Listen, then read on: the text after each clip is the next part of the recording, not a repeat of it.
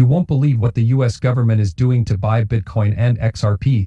On top of that, Ripple has a new study out about financial services and tokenization. We need to talk about this, of course. In this video, guys, I have that and a lot more. Follow me through the whole thing. I know what you need to know about today's Ripple and XRP events. First, let's listen to Jay Claver talk about how to make deals on the XRP ledger more efficient. Does a certain amount of XRP have to be used to send a certain amount of money? Do we know?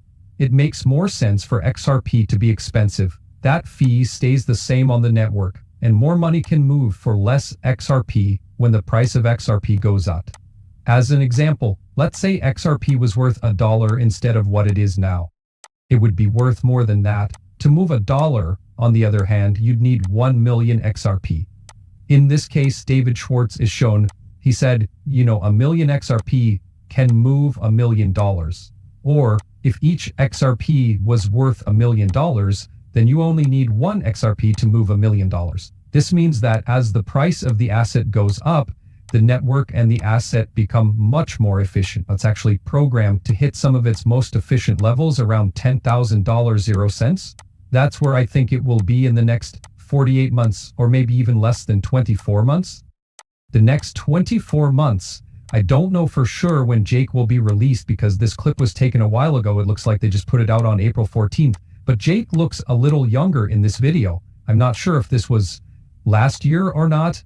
I don't know what it is, but $10,000 0 cents in the next 2 years. Or maybe Jake just looks really young in that clip. What do you guys think about that? Tell me in the comments. Here is a new report from Ripple. Really quickly, the market for tokenized financial assets is growing at a very fast rate.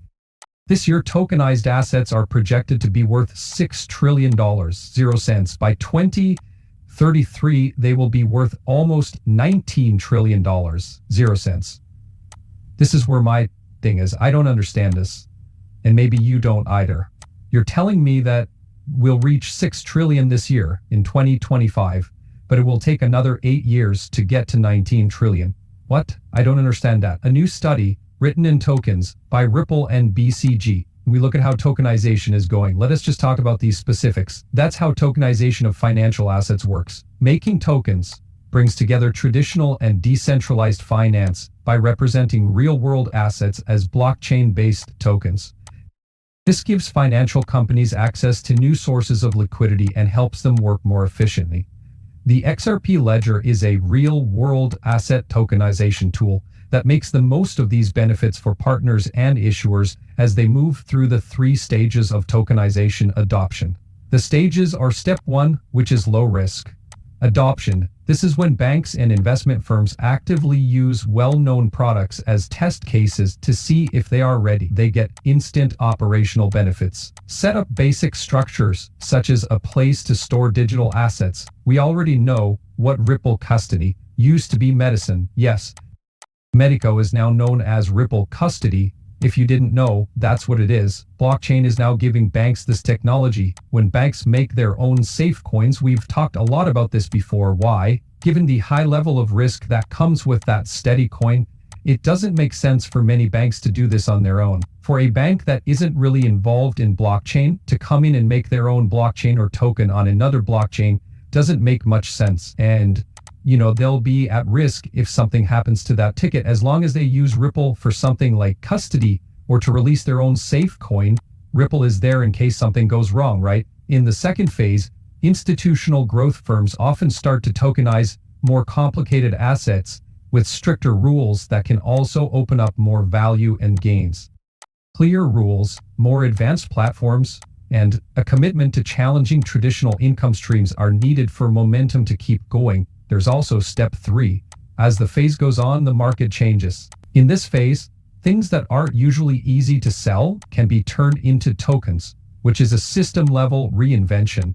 It becomes common for companies to share equipment and work together across the whole industry. Profitability sets the tone for the next generation of finance in the final part, which is what I mean. There should be a lot more than 19 trillion by 2033 if all of these banks are going to improve their infrastructure and tokenize stocks, bonds, and derivatives.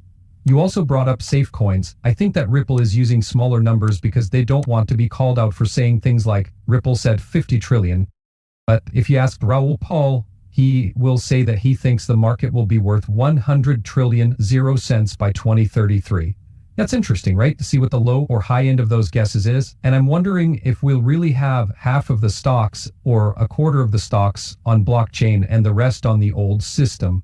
Are we not going to move all of this in one big swoop? Is it going to drip? Are we going to add one new stock every day, or is it all going to happen at once? I think that once the machinery is set up, that everything will happen at once. I know that my opinion will change based on who I talk to and who gets this information, so please let me know what yours is. So tell me what you think in the description. Please tell me more about where you think this is going. On top of that, it talks about the pros of tokenization in banking services. Even though there have been small improvements, the global financial system is still based on infrastructure that is decades old, slow, and more at odds with the needs of modern markets, customers, and capital flow. Tokenization is a big change that turns traditional financial tools into software that can be programmed and changed quickly. Turning real-world assets into tradable tokens can improve liquidity, openness, and accessibility by letting assets be transferred 24 hours a day, 7 days a week, with near-instant payment and atomic compliance through smart contracts. This makes deals faster, lessens the need for middlemen, and increases market access. Financial companies get lower costs, faster settlement, and more investors to reach. Customers get better security, the chance to own a piece of an asset, and assets that work better. So, chances for fractional ownership.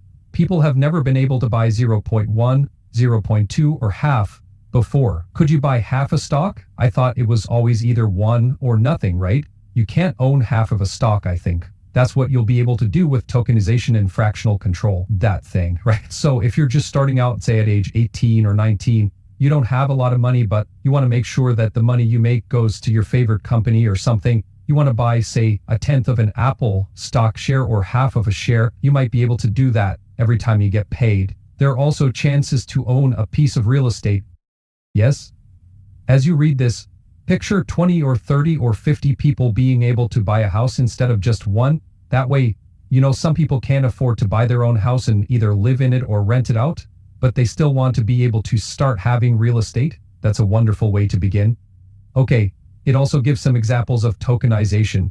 All of this will stay in the text if you'd like to look at this on your own. But I really want to talk about investment-grade bonds, which make up a 140 0 trillion market around the world. On the show, we talk about it all the time. We already know how important this is going to be. And this is what I mean. If you talk about a bond market worth $140 trillion, 0 cents will it happen when the bond market goes to blockchain? How is this going to work? What will happen when